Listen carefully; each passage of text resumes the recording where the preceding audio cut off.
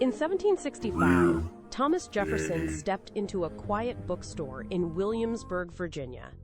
His eyes scanned the shelves before landing on a leather-bound volume, a Quran. He did not buy it as a relic or a curiosity, but as a serious legal text to study. Today, that very book remains in the Library of Congress. Centuries later, in 2007, Keith Ellison placed his hand on that same Quran to take his oath as the first Muslim member of Congress. This single book bridged 2 centuries of the American journey.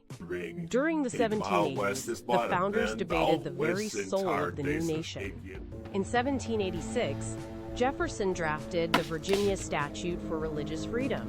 He was deliberate, explicitly including the Jew and the Gentile, the Christian and Muslim, the Hindu and infidel of every denomination as citizens. At Mount Vernon, George Washington openly stated he would welcome Mohammedans as laborers.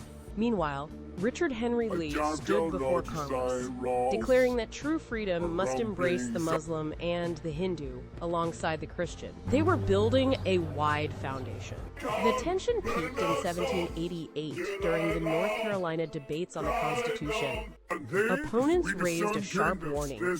They feared that without a religious test, a Mohammedan could one day become president of the United States. But the Federalists did not back down. They argued that this was the intended design of their new world.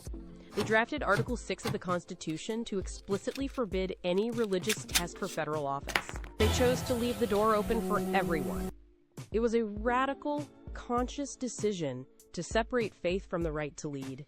In 1797, President John Adams signed the Treaty of Tripoli, stating the government was not, in any sense, founded on the Christian religion. The founders built a republic where religious freedom was the bedrock. As historian Denise Spellberg notes, the logic was clear.